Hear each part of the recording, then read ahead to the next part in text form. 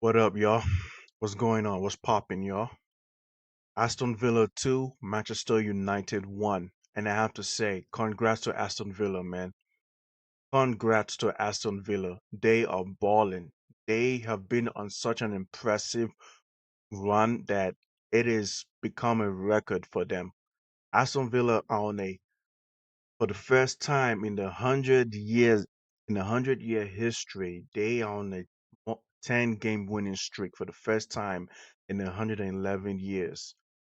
In 111 years, for the first time, Aston Villa are on a 10-game winning streak. Amazing by Aston Villa, man. Very amazing. I have to say, I feel like a lot of us expected that Aston Villa was probably going to be a win, that it would have been an upset if Man United win, because we can't approach these games anymore as who is the bigger team, who is the biggest club in history, who has achieved more, blah blah blah in the 21st century, blah blah blah. You look at it as who's on the good running form between these teams and what is the probability that Aston Villa is going to win and what is the chances that Man United could walk away with a win, especially at Villa Park. Now I have to say this, right? Man United, they have a lot that they have to work on, especially defensively. Attacking wise, I think they're solid. They're just not capable of converting their chances, right? Which is really crazy to me because the stats actually favors Man United, right? Going on, guys. I'm Black Ralphie here to give my review on Aston Villa versus Manchester United, where Aston Villa walk away with the victory with a 2-1 game thanks to an amazing brace by Morgan Rogers, who has been one of the best players this season in the league. And I mean, I'm sure that this guy is going to be one of the most wanted players in the off season. During the summer transfer window, he's going to be one of the most wanted players in the off season, especially in the league or possibly in other leagues as well outside of England. Um, the formation was expected from Aston Villa, same old guys that we saw, Watkins, Matty Cash, Onana. I mean, this lineup by Aston Villa has been on a 10-game winning streak, so I don't see why, um, unless there's injuries, I don't see why Unai Emery will want to make changes. Now, Manchester United, obviously, they are gonna suffer, right? Big changes by Manchester United, as always. Mbomo and Amad Diallo is out. They've gone away for the AFCON tournament. So I'm sure that if you're a Man United fan, you are hoping that Cameroon and Ivory Coast take that L real quick. You are hoping that they suck so bad that they don't make it out of the group stage so that y'all can get your boys back. Because I'm telling y'all right now, Man United, they are going to be suffering. It is peak season for y'all, bro. That back three bullshit that Ruben be doing, your coach, Man United coach be doing, that shit does not work. There's a reason why Antonio Conte is the only coach to win the Premier League with one. And that was in his first season. As a Chelsea fan, I can tell you that. Antonio Conte won the league in his first season with a back three. And and the next season he was out of the top five position. Next season was bad. Like he couldn't like because his back three was figured out. And here's what I'm trying to say. Antonio Conte had some of the two best midfielders in the league at that time, right? He had N'Golo Kante. Yeah, I know the meme. 70% of the world is covered by water. The rest of the 30% is covered by N'Golo Kante. And he had Matic.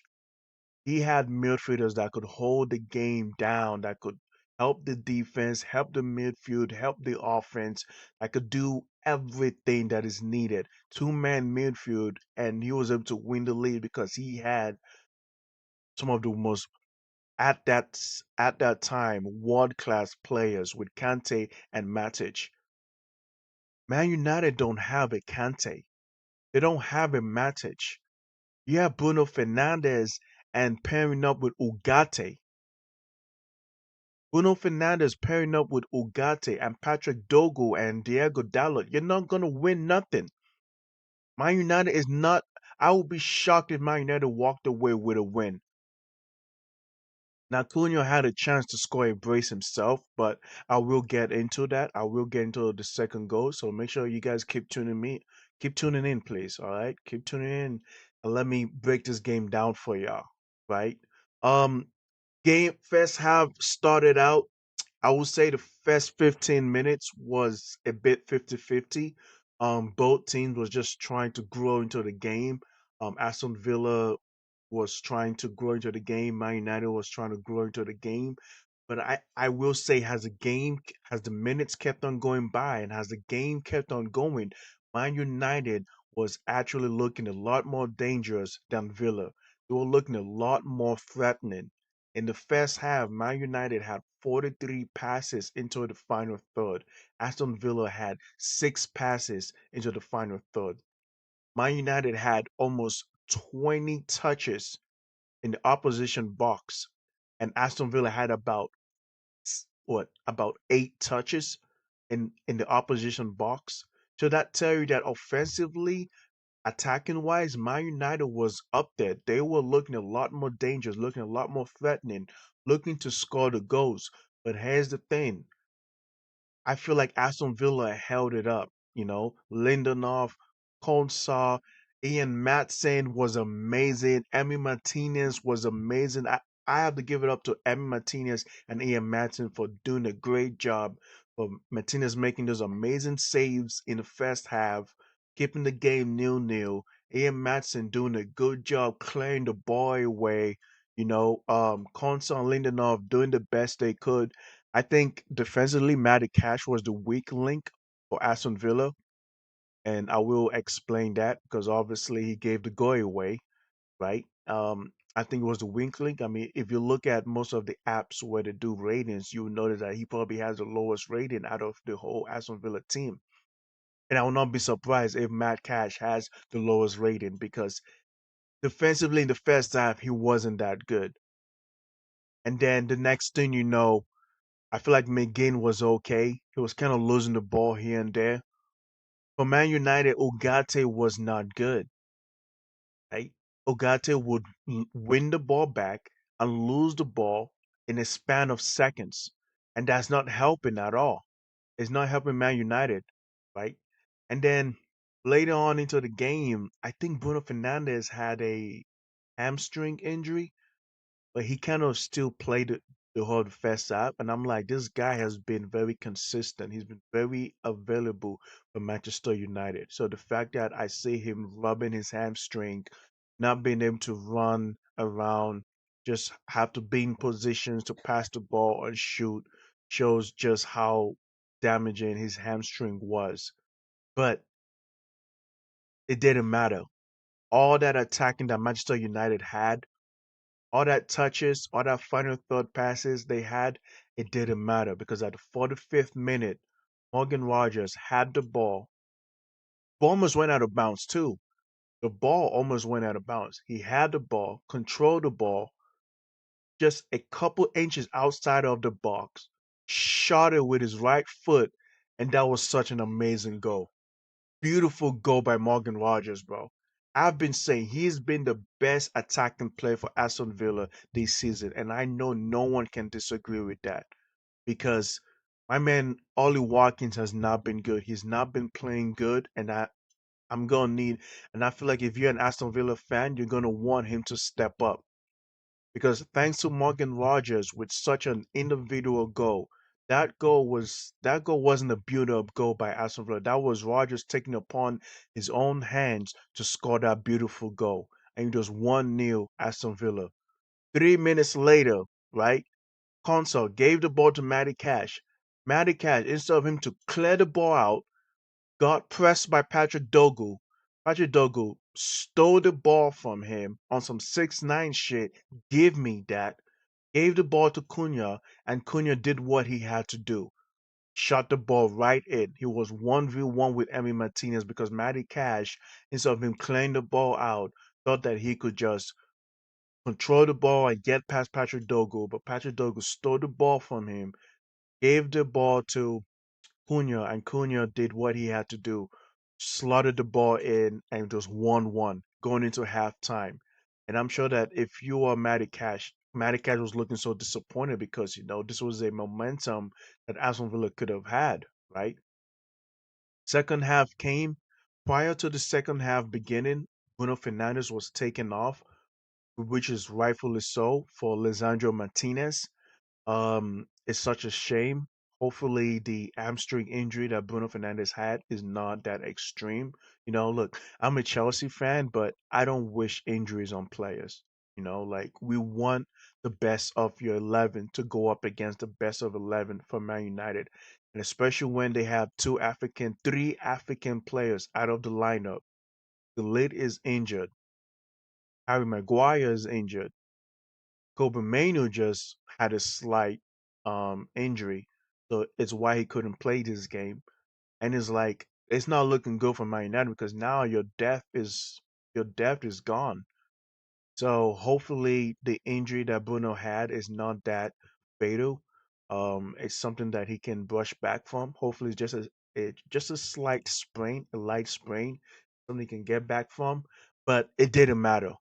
It didn't matter because around the 57 minute, Rogers at that same spot, at the same position, mind you, in the first goal, Euro was marking Rogers. It didn't matter. Evans was marking Rogers. It still didn't matter because Rogers was at that same spot, came inside the box a bit, and shot that beautiful shot. Oh my God! Second goal, a brace. And what did he do? Michael Jordan, shrug it. Beautiful goal by Rogers, man. And honestly, I feel like Aston Villa just did a good job holding out because that's all what they could do. Manchester United had a couple of chances. Zirkzee came on. Um, Apparently, Danny Fletcher, son, good old Danny Fletcher's son also came on as well. Jack Fletcher came on, 19-year-old kid. Still didn't matter, but there was one opportunity that Cunha had when Patrick Dogo once again made a beautiful cross, probably the best cross I've ever seen from Patrick Dogo, and Cunha had a chance to head that ball in. This game could have been 2-2 if Cunha had just find a way to just control, just position the ball with his head inside the net. This game would have ended up as 2-2. But I will also have to mention that Man United, the corner kicks was bad. The free kicks was bad. The set pieces was bad. It's like they were just gifting it to Emi Martinez. So either way, Man United just wasn't clicking at all. I have to make this very clear that the defense of Man United is not good at all. Man United is gonna need a midfielder. They need a CM. They need a very proper DM that can do what they have to do because Casemiro is 35 years old or 34 years old, and there's no way on the contract that he's on, there's no way Man United will want to keep him or try to renew his contract. And he's up there in age. So Man United has a lot that they have to figure out. I think Tillerman was solid. Onana was amazing. All those runs that Cunha and Mason Mount made, he did a great job stopping those play, breaking those play up. McGinn first half was losing the ball a bit, but you know, second half he was very solid, very very amazing for Villa. Ian Matson to me was amazing. Emi Martinez as always. I mean, what can I say, man? That's a World Cup goalie right there, man. World Cup winning goalie, bro. Aston Villa are on a 10-game winning streak, and they play Chelsea next. My team. They play Chelsea next, and I am shitting my pants right now. As a Chelsea fan, I do not want to go up against this Aston Villa team. So, but let's see what happens, because I mean, Aston Villa has all the momentum right now. They're 3 points behind Arsenal and 1 point behind Man United. And they have the momentum right now to beat Chelsea. All right, guys, that was my review on Aston Villa versus Man United. I hope you guys liked it. Like and subscribe, and thank you guys for watching. Peace out.